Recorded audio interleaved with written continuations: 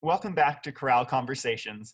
I'm Yavar Maradi, the marketing and box office manager for the Desert Chorale, and today we welcome a new distinguished guest to this project, baritone David Farwig, the longest serving current member of our ensemble. David, thanks so much for joining me today. You're welcome, Yavar. It's great to be here. Now, David, in my most recent conversation with Joshua Haberman, he mentioned the importance of those who came before him and how each artistic director and member of the chorale have contributed to the rich tapestry of the organization's history, the ensemble's history, and how everything is built on those who came before. You're such an important link between the chorale's present and its past. So I was hoping today maybe you could share with us some of your memories first of when you initially joined the chorale, when its founder Larry Bandfield was still the artistic director. Sure thing. Yeah, I can even kind of preface that a little bit because one thing about the way I started in music, I've always been very interested in music, but and sang in choir all through high school and even junior high, but I never thought I would make a career out of it. Even from the time I think I was in middle school, I was going to be a doctor, of a medical doctor. I also had a strong interest in the military, which that does play a part later in my life. But so when I was in college, I was probably already a sophomore studying biology for pre-med, but I was in choir, and I got heavily recruited by the Department of Music at the school I was going to, and I ended up switching my major to music. Shortly after that, I saw an ad for the Santa Fe Desert Chorale. And I went to Adams State University, which is in southern Colorado, so it's not very far from Santa Fe. Mm-hmm. And I told my voice teacher, because I was very young, I was only 20 years old, and maybe even 19. Yeah, I was 20, I think. But I told my voice teacher, I said, I want to try this. This sounds amazing. You get paid to sing in a choir? And he was like, oh, David, that's very, very unlikely. But, you know, auditions are good experience, so maybe you should try. So I did. I sent in a recording, and then Larry Bandfield and his associate, and I think his then partner was Jerry Nelson, responded and said, we'd like to have an in-person audition with you. And I was just like, oh, this is crazy. It's the first pro audition ever. And I went down there and I met them, and my audition was okay, I guess. There were certain things I was quite good at, like the IPA of all things. I mean, the auditions back then were very, very rigorous. And I think they still are, but I just remember it being super intimidating, pretty scary. And how old were you at the time? I think I was 19 or 20. Okay, so you hadn't even graduated college at that point, right? No, yeah, I was virtually a freshman music major, Right. with 2 years of biology behind me. Wow. Yeah, it was kind of a crazy time. And so that audition, I sang a couple songs. He had me read IPA, and then the sight singing happened, and complete bomb, completely. And Larry stopped me and he said, you know that if I would hire you, you would be the worst sight singer in the group. And I just kind of froze, and I was like, yes, sir, I understand, sir. And Oh no. he said, but I really like your voice, so keep working at it, young man, is basically what he said. And I left, and I came back, and I was completely like, well, I know what I need to work on, you know. And probably 2 months later, this probably was in January or February, 2 months later, I got a call from the chorale office saying that I was placed as an alternate. And I thought, what? An alternate? This is awesome. So then another month passed, and I got a call saying, Mr. Banfield would like to offer you a position in the group. And I was kind of floored. And what I found out later is the alternate position got filled because the guy that I was filling in for had broken his leg. Oh, Yeah, he literally broke a leg. I always wanted to thank him. I don't think I ever met him later. thanks for breaking your leg. Now I have a career. Yeah, it was pretty funny. Needless to say, my voice teacher kind of was like, wow, okay, interesting, okay. You better work on this music. It's going to be music that's way ahead of what you're doing now. And he was right. And I got music in the mail because they used to send probably 3 months in advance. I mean, and the season back then was literally, I think, from June, the middle of June to the end of August. I mean, it was this ridiculously long season Yeah. with 6 concerts, 6 different repertoires, Different programs, but programs. multiple performances, right? Yes, just enormous. Yeah. And and even the first year I was in, which I believe was 87, could have been 88, I forget now. But they every singer did every concert. There wasn't any mix up, there wasn't any, like, you're going to do this concert, you're going to do this. I think that happened maybe a few years after that. But it was an extraordinary experience for me. And I went in so overly prepared. I think I almost had memorized a lot of the music. Oh. And it served me very well. I mean, I think I was more prepared because I couldn't read music very well, or hardly at all, period. That I was more prepared than many of the real pros that were in there already. Because they could more easily sight read. Yeah. Right? Oh yeah. Yeah, And they so were busy people, many of them teachers and conductors themselves. And, I understand that now because it's not like I practiced for 3 months prior to, first of all, we never get music that early anyway. So yeah. So it was an interesting time. This was, like I said, 87 or 88. And it was, the chorale had been, I think it was the 5th anniversary, maybe. Is that right? Yeah, it was. I think it was founded in '82. I'm not sure if that was the year of the first season, but that's when it was founded. Right. I knew it was fairly new, but it was already getting known among certain conductor singer types. So yeah, that was my first experience getting in. Once I was in, Larry really kind of took me under his wing. And I might have mentioned this little story in a program, in the memories part of the program. But we did a piece by Malcolm Williamson. I'll always remember this because, like I said, I almost had to memorize this music. It was atonal, a cappella, and and the other thing is I was hired as a tenor, which is been really kind of great because even to this day I can kind of switch back and forth, and Josh has me sing tenor sometimes, from bass 2 to tenor, rarely tenor 1, but tenor. But anyway, I was in the tenor section, and there was a line in there that was brutally difficult, and I knew this inside and out. I had it memorized. And Larry, which rarely happens, I think, these days, I don't think Josh has ever done this, he said, "Tenors, I want to hear each one of you sing that line." And this is in a full chorus rehearsal. Terrifying. Terrifying, yeah. And I was terrified, but still I was like, I think I know this. I think I know this. And he went down the line, and failure, failure, failure. No, it's wrong. And then he pointed to me, and I sang it, and I nailed it. And and he just shook his head. And if you'd have to know Larry, he was a dear man and a character. But he shook his head and he pointed at me. He said, "This young man doesn't read a lick of music, and he outdid all of you." And the whole choir just broke up laughing so hard. And all the other tenors were like, okay. But I always remember that because I thought, I always want to be this prepared. And so it took me through a journey like the next year. Larry did hire me as a regular member.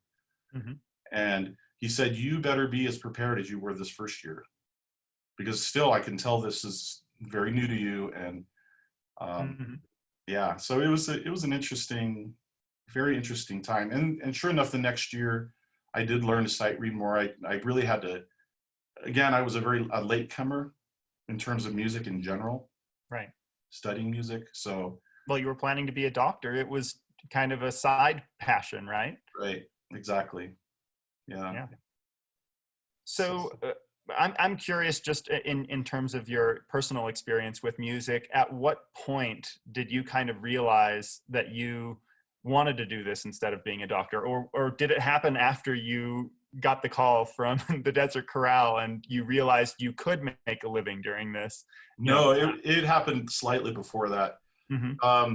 Yeah, I was always in choir. So auditioned, and even auditioning, I didn't know how to read music very well, but I had a good ear. Hmm. So often in my auditions, like in college, um, or even in high school, they were not great, but the teachers always said, you got a great voice. I really want you in the choir, but you need to practice a lot. Hmm. And so that was always my experience. But I never took private lessons. Um, I played guitar a little bit, but so I knew chords, and I always just sang by ear. Hmm. So once I was in college, though, and they heard me, I got a solo in a choral piece. I forgot what it was, but the head of the voice department approached me and said we really really would love to have you study voice. They heard that I'd not ever studied voice, Hmm. and so through that process is when, and I loved music all the time anyway, is when I thought maybe I could do this. But it was before the Desert Chorale audition. Yeah, Hmm. shortly before. But the Desert Chorale, was that like your first professional My singing first job? professional singing job. Yes. Yeah. Wow. So Yeah. now you've become a member of multiple other ensembles, but this is your original one. I mean, in other words, for you, the Desert Chorale is as important and long lasting as you are to the chorale. You're the longest tenured member of the chorale, but it's also the organization you've been with the longest. Absolutely. Yeah. And Great. there's a sense now through the years. Well, and as we probably will talk about another time or later, is there are two different, I call it, periods of my involvement in the Desert Chorale, because I started in 87 or 88, and then I stayed all through college. It was my summer job, Mm. which was amazing. I mean, that was such a great thing to do. It took me 5.5 years to get my bachelor's degree because I started so late Hmm. in the music program. Uh, so uh, after that, um, it became like a home for me. It was a real home and like a family. And seeing the same singers, even there were always different singers coming in and out, but there were some that are lifelong friends, even to now. Jenny Olson. Um, I'm trying to think of some others. Ron Downs and I were long term. I preceded him by 1 year, so he came after me, I think a year after. But he stayed in consistently for many many years. So yeah, it's a tremendous and new kind of experience for me. Was it a big challenge for you to kind of transition from your original planned career path into this? I mean, did you have pushback from teachers or family Oh yeah, members or that sort of thing yeah. I had put leaving that major path? pushback from my parents Hmm. because they said, you can always do music, David, but you need a career in, and they really wanted me to continue my studies in biology and be a doctor. Was that a But family profession at all? Did you have relatives who were in the medical profession? my mother herself had gone to medical school. Hmm. She was an immigrant. Um, she didn't graduate from high school. She got married very, very young. She had children. I'm the youngest of five. My three older sisters all got married fairly young and had children right away. My brother did some good stuff in his life, but I think they kind of had their hope in me Hmm. as the first generation son. Uh, and I always did well in school. So yeah, there was that pushback. But the one thing that they did also, and my parents are amazing. I'm very close friends with my parents even to this day, is that they are musicians themselves. And Oh, so once they got it, they said, and once they realized David's not going to change his mind, then they were like, you go for it. You're talented. We love you. We'll always support you. So oh, that that's was really great. great. But initially it was kind of like, There was an adjustment period. yeah. That's so great. So I wanted to ask you, over the course of your time at the chorale, have you sung with all of the music directors? No, that's what's very That's so there was a break, yeah, in between. You were bringing that right. up. Yeah, I sang again. I wish I should research this and get the final answer. I'm almost certain I went in, my first year was 87. So I sang from then until 94. So 7 seasons. And then in 94, I was accepted into the singing sergeants of the Air Force band. It's a full-time choral position. And so I moved to Washington, D.C., and it was full-time, active duty, singing for the president kind of thing. Major career boost. It was pretty awesome to get that. I was there for 6 years. So between 94 and 2000, there was a big break. And even after 2000, when I returned back to home to Colorado, I sang with like the Carmel Bach Festival and Conspirare, but Dennis Schrock had a real tight group, and I didn't even think about Desert Chorale for like 4 years until Linda Mack took the director position, and she was a long-term friend. She was a soprano when I think in 89 was her first year in the Desert Chorale, and we sang together from 89 to 94. So she knew me. I didn't realize she had been a member of it. Wow. Exactly. And so she called me one day and said, "David, it's Linda Mack. Do you remember me?" And I was like, "Of course I do." She said, "I'm the director of the Desert Chorale." And I said, "Wow, that's amazing." And she said, "I would really love for you to come sing with us my first season." And so she brought me in. And then after that, I believe it was whatever Linda Mack started. I don't remember the year. But from then on, with a couple exceptions, I sang every season until now. Wow. With Linda and Josh. Yeah, but not Dennis Schrock, even though I know him, but I never sang with him in Desert Chorale.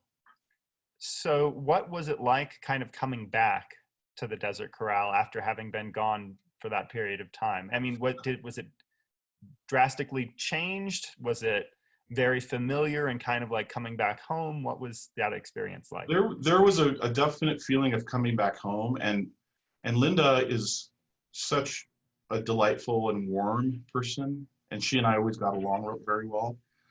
So that there was that part, and then there were a lot of new singers that I didn't know, but a few that I did. So there was a great amount of familiarity, but there was a different feel, definitely, without Larry. Still, it was home to me, and I always had a great sense of love for that group, no matter what. And I remember when Linda left and they brought in the audition year with Josh, and I had already been singing with Conspirare in Austin. I started with them in 2002, and that's where I met Josh. He and I sang together in Conspirare. So when he came in as an auditionee for the Desert Chorale, it was almost like home in a way. That too, I was like, "Josh, this is so awesome. I hope you get this job." And he did, which was great. You have the good fortune of not having to get to know a new, leader of the ensemble, I guess. Right. Both times. So you just, I mean, the one time you had that was with Larry Bandfield, who ended up being something of a guide to you in your early career. Oh yeah, Larry was a mentor. They say maybe you have 2 mentors in life, and I think he was one of them for me in many, many ways. For one thing, I'm a gay person. Larry was too. During those first few years, I was not out. It was really tricky, time of life, being young and not out. And I really count so many personal milestones, for instance, coming out to like Larry. And so he was more than just a musical mentor. He was just a mentor in life for me. He was aware and he was supportive during that time. Very much so. Yeah. Yes. There was always a sense of, you are here on your own merits. This has nothing to do with, this, something we might have in common of being 2 gay people. It had nothing to do with that. And I thanked him for that later in life so much, because he did not make it easy on me.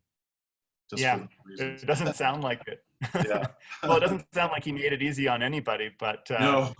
he recognized you had merit, and he even though he called you out for not reading a lick of music, right? Right. He gave you credit in front of everyone in that Yeah, moment. So that must have been a big thing. it was. It was.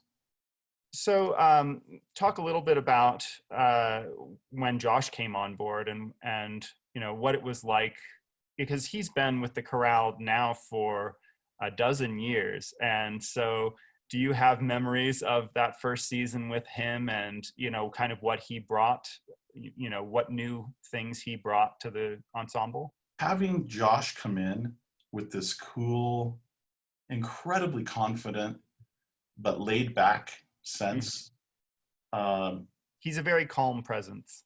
calming presence, extremely prepared.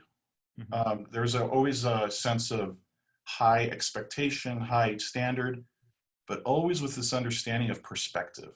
Like he always used to say, there are no musical emergencies. He said, really, we keep things in perspective. This is a labor of love. This is, and I'm paraphrasing what I understand Josh to have been kind of conveying to us.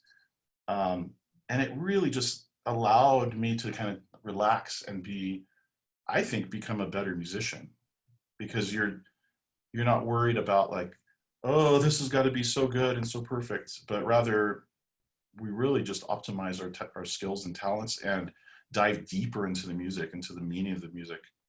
Um, I think that's something that Josh brought, and I loved listening to his choral conversation because he really highlighted that aspect of the merging of poetry and music and really diving into that. Hmm. Um, and in a way, it kind of coincided with my musical maturity anyway.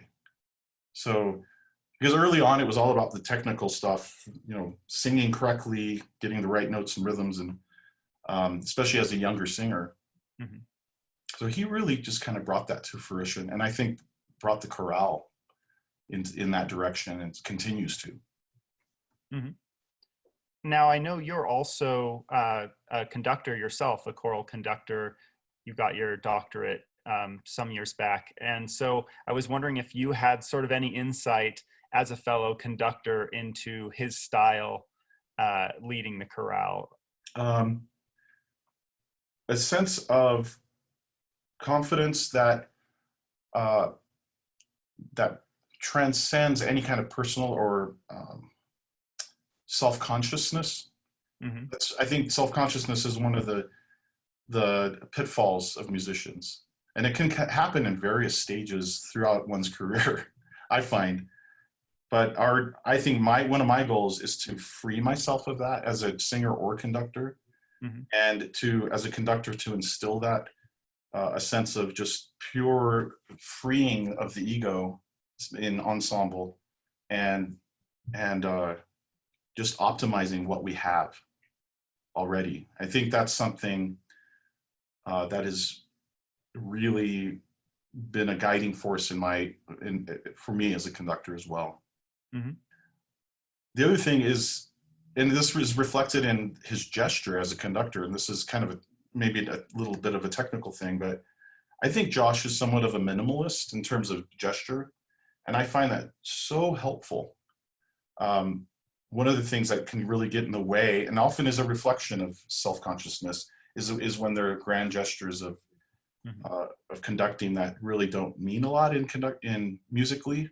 They're Hmm. rather more gesticulations of the conductor himself, and that can get in the way of music. And I think Josh's more reserved, minimal approach has been super helpful, at least for me. Do you think Josh's experience as a singer plays into that? He's kind of conducting as he would want to be conducted, I or I believe so. Yeah, I've also had the great privilege of having him be a clinician, and I was one of the the people he was helping, and one of the attendees in a conference, Mhm. and so that I could see exactly where he was coming from. And he often made reference. He said, I've known David for a long time. We were singers together. So, he would make references to those things. And yeah, I think that plays a big part in it. So I would love to have further conversations with you in the future, but for now, let me close with one more question. And that is, do you have like a most memorable experience in your time in the Desert Chorale, or perhaps a favorite piece you've performed that's just kind of stayed with you all of these years? Oh gosh, there are many, but right when you asked that question, it popped in my head. Mm, One of Josh's early Christmases, um, he introduced a piece to me that I had not known called Little Tree by Stephen Heitzig, I think. mhm. And he told a story of, well, as he does, he had to just sing through it, exploring it for the first time for many of us, like for me. And then he stopped us and he said, I want to tell you a story about this. And he shared a very, very personal and kind of raw experience about him and his sister. And I was so deeply moved by that and how he could inspire through this story us to work our imaginations and approach this piece in an even much more profound way. And I'll always remember that. And that piece really stuck with me. And it's become one of my favorite pieces. It's great to be able to discover, either as a singer or as an audience member, these great new pieces that, maybe are by a composer we've never heard before, or, from a source we wouldn't expect, that can really touch us and move us in a very personal way. Yeah, I Well, agree. thanks again. Thanks so much for speaking with me today. And until next time. Take care.